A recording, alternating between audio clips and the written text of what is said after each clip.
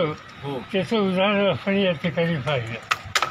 आज ज्या पद्धतीनं महाराष्ट्रामध्ये राजकारणामध्ये मतभेद असतात, संघर्ष असतात, पण टोकाची भूमिका घेण्याची परंपरा महाराष्ट्राची नाही.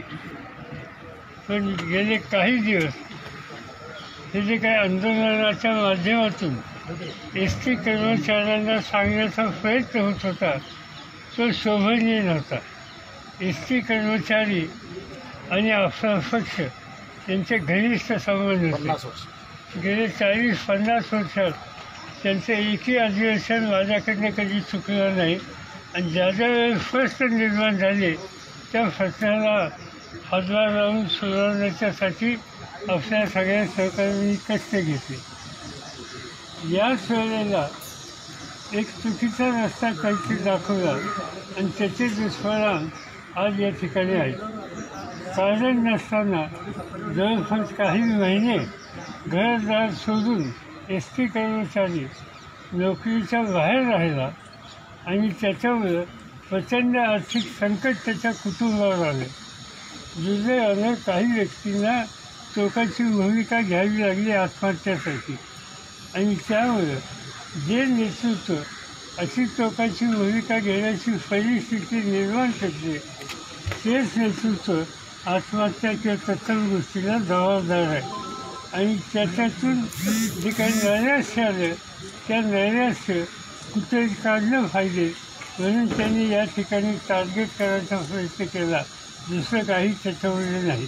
आपण त्यांच्या पाठीशी पण चुकीच्या नेतृत्वाच्या पाठीशी नाही. चुकीचं रस्ता कुणी दाखवत असेल तर त्या रस्त्याला विरोध करणं हे तुमची माझी सगळ्यांची जबाबदारी आहे एवढंच मी सांगतो. हा हल्ला एक अत्यंत दुर्दैवी घटना झालेली आहे. महाराष्ट्राचं राजकारण कधी एवढं घाणेरडं झालं नव्हतं आणि ह्याच्या मागे कोण आहे ह्याच्यावर चौकशी होणार आणि कडक कारवाई होणार. कधीही कोणाच्या घरावर असा हल्ला झाला नव्हता महाराष्ट्रात आणि हे खूप अत्यंत वाईट एक घटना घडलेली आहे. इंटेलिजन्सचं फेल्युअर कुठे झालं हे मी निश्चितच त्याच्यामध्ये शोधून काढू. या संदर्भामध्ये पोलीस आयुक्त आणि सहपोलीस आयुक्त एलएनडो यांना सूचना दिलेल्या आहेत आणि जे कोणी याच्यामध्ये दोषी असतील त्यांच्यावर स्ट्रिक्ट कारवाई केली जाईल. असं आहे की एकदा न्यायालयाने निर्णय दिला, न्यायालयाच्या निर्णयाचं त्यांनी काल स्वागत केल्याच्या नंतर आज अचानकपणानं अशा प्रकारचा हल्ला करणं हे मला असं वाटतं काहीतरी ठरवून केल्यासारखं आहे आणि याच्या पाठीमागं कुठली तरी अज्ञात शक्ती असल्याशिवाय अशा प्रकारची घटना घडणार नाही. असं आहे की एस टी कामगारांच्या प्रश्नाच्या आडून किंवा दुसऱ्या काही प्रश्नांच्या आडून आता अशा प्रकारे एक प्रकारची अस्वस्थता राज्यामध्ये निर्माण करण्याचा प्रयत्न काही राजकीय पक्ष काही शक्ती करतायत आणि त्याच प्रयत्नाचा एक भाग म्हणून आमचे सर्वोच्च नेते आदरणीय पवार साहेबांच्या घरावर आज अशा प्रकारची घटना घडवण्यामध्ये काही ज्या अज्ञात शक्ती आहेत त्या अज्ञात शक्तींचा याच्यामध्ये हात असू शकतो. शरद पवार साहेबांचे शेवटचे दिवस वाईट सुरू झाले.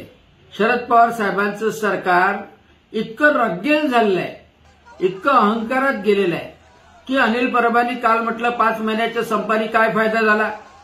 तिकडे संजय राऊत ईडीची नोटीस येते म्हणून स्वतःचं स्वागत करून घेतो. नवाब मलिक त्या देशद्रोहाशी संबंध असताना हे मोठ्या रग्गेलीने सांगतात संपूर्ण महाराष्ट्राच्या छाताडावर की आम्ही राजीनामा घेणार नाही. आणि त्यामुळं संपूर्ण जनता तर खवळलीच आहे.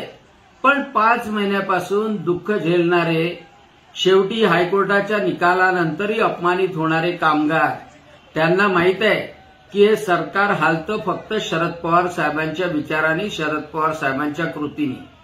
जोपर्यंत शरद पवार साहेबांना आपण हलवत नाही तोपर्यंत सरकार हालणार नाही हे त्यांना माहित आहे.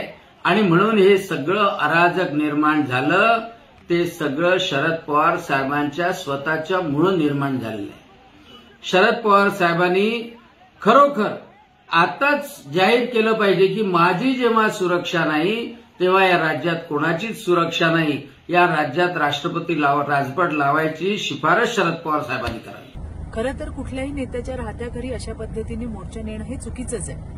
मला या गोष्टीचं वाईट वाटतंय की याचा संदर्भ कुठेतरी भारतीय जनता पार्टी आणि आमचे नेते देवेंद्रजी फडणवीस यांच्याशी लावला जातो, जे पूर्णपणे चुकीचं आहे. आपण बघितलं की ज्या पद्धतीने एसटी कर्मचाऱ्यांनी सांगितलं, राष्ट्रवादीच्या जाहीरनाम्यामध्ये हा मुद्दा त्या ठिकाणी स्पष्ट लिहिलेला होता की सरकार आल्यानंतर, सत्तेमध्ये आल्यानंतर एसटी महामंडळाचं विलीनीकरण करू, आणि हाच मुद्दा आंदोलकांकडनं वारंवार त्या ठिकाणी बोलला जातो. देवेंद्रजींचं नाव घेतल्याशिवाय किंवा भारतीय जनता पार्टीचं नाव घेतल्याशिवाय राष्ट्रवादीचं राजकारण पूर्ण होत नाही का? तर गेले 50 वर्ष या सगळ्या एसटी कामगारांचं जणू काही नेतृत्वच पवार साहेबांनी केलं. एखाद्या चुकीच्या हातात राजकीय नेतृत्व गेलं किंवा कामगारांचं नेतृत्व गेलं की त्याचे दुष्परिणाम काय